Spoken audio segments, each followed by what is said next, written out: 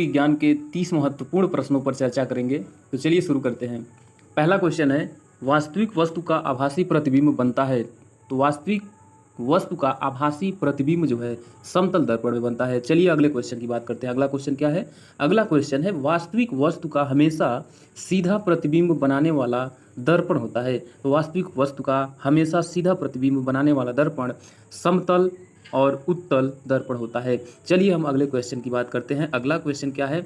तो अगला क्वेश्चन है, वास्तविक प्रतिबिंब की प्रकृति कैसी होती है? तो वास्तविक प्रतिबिंब की प्रकृति हमेशा उल्टी होती है, यानी कि उल्टा होता है। अगला है, वस्तु से छोटा प्रतिबिंब बनाता है। वस्तु से छोटा प्रतिबिंब बनाता है। तो वस्तु से छोटा प्रतिबिंब उत्तल दर्पण और अवतल दर्पण दोनों बनाता है। अगला है, प्रकाश के परावर्तन के नियम के अनुसार कौन सा कथन सत्य है? पहला है, आपतन कोण परावर्तन कोण से बड़ा है, आपतन कोण परावर्तन कोण के बराबर है, आपतन कोण परावर्तन कोण से छोटा है, और डी जो है सभी कथन सत्य हैं। तो इसका आपतन कोण परावर्तन कोण के क्या होता है? बराबर होता है।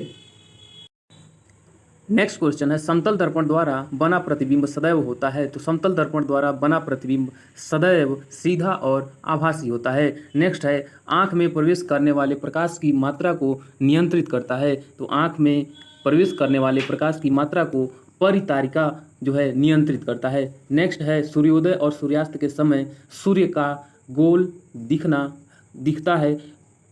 सूर्योदय और सूर्यास्त के समय सूर्य का गोल दिखता है। इसमें से कौन गोलाकार, घनाकार, अंडाकार, चपटाकार, यानी कि कौन सा सही है? तो इसका है चपटा, यानी कि सूर्योदय और सूर्यास्त के समय सूर्य जो है किस तरह का दिखता है? तो वो चपटा दिखता है। नेक्स्ट है, यदि दर्पण में बना प्रतिबिंब हमेशा सीधा आकार में वस्तु के बराबर है तो दर्पण है। तो दर्पण कौन सा होगा? दर्पण होगा समतल दर्पण। अगला है, समतल दर्पण के द्वारा बना प्रतिबिंब होता है। तो समतल दर्पण के द्वारा जो प्रतिबिंब बनता है वह कैसा होता है? तो वह होता है काल्पनिक, यानी कि समतल दर्पण के द्वारा बना प्रतिबिंब काल्पनिक होता है। अगला है, निम्न में से कौन सा पदार्थ लेंस के लिए प्रयुक्त नहीं किया जा सकता है? तो वह पदार्थ कौन सा पदार्थ लेंस के लिए प्रयुक्त नहीं किया जा सकता है? तो वह है मिट्टी। जल, प्लास्टिक, कांच, ये सभी प्रयोग किए जा सकते हैं, लेकिन मिट्टी जो है लेंस के लिए प्रयुक्त नहीं किया जा सकता है। अगला है, उत्तल दर्पण की क्षमता होती है। तो उत्तल दर्पण की क्षमता हमेशा धनात्मक होती है। अगला है, लेंस की क्षमता का एसआई मात्रक होता है। तो लेंस की क्षमता का एसआई मात्रक डायोप्टर होता है। अगला है, पानी से भरी बाल्टी की गहराई कम दिखती है। इसका कारण क्या है? तो इसका कारण है अपवर्तन, यानी कि पानी से भरी बाल्टी की गहराई कम दिखती है, ये अपवर्तन के कारण ऐसा होता है। नेक्स्ट है, पानी में डाली हुई छड़ी टेढ़ी दिखती है। इसका कारण है, पानी में डाली हुई छड़ी टेढ़ी दिखती है, इसका कारण भी अपवर्तन होता है। अगला क्वेश्चन है, दर्पण की चौड़ाई को दर्पण का कहा जाता है।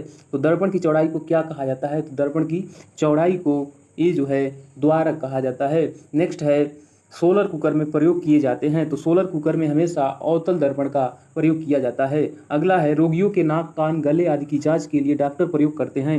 तो रोगियों के नाक, कान, गले आदि की जांच के लिए डॉक्टर हमेशा अवतल दर्पण का प्रयोग करते हैं। हीरा का अपवर्तनांक कितना होता है? तो हीरा का अपवर्तनांक 2.42 होता है। अगला है, मोटर गाड़ी के चालक के सामने लगा रहता है। तो मोटर गाड़ी के चालक के सामने ये जो है उत्तल दर्पण लगा होता है। टार्च से, नेक्स्ट है, टार्च से किस प्रकार के प्रकाश पुंज की प्राप्ति होती है? तो टार्च से संतृप्त प्रकाश पुंज की प्राप्ति होती है। अगला है, सामान्य नेत्र की रेटिना पर बनने वाला प्रतिबिंब होता है। तो सामान्य नेत्र की रेटिना पर बनने वाला प्रतिबिंब वास्तविक और उल्टा होता है। अगला है, नेत्र लेंस में समायोजन की क्रिया होती है। तो नेत्र लेंस में समायोजन की क्रिया सिलियरी पेशियों द्वारा होता है। अगला है, किसी नेत्र का निकट बिंदु है। तो किसी नेत्र का निकट बिंदु ये होता है 25 सेंटीमीटर, यानी कि 25 सेंटीमीटर जो है किसी भी नेत्र का निकट बिंदु होता है। अगला है, आँख की पुतली किस प्रकार कार्य करती है? तो आँख की पुतली ये जो है परिवर्ती द्वारक की भांति कार्य करता है।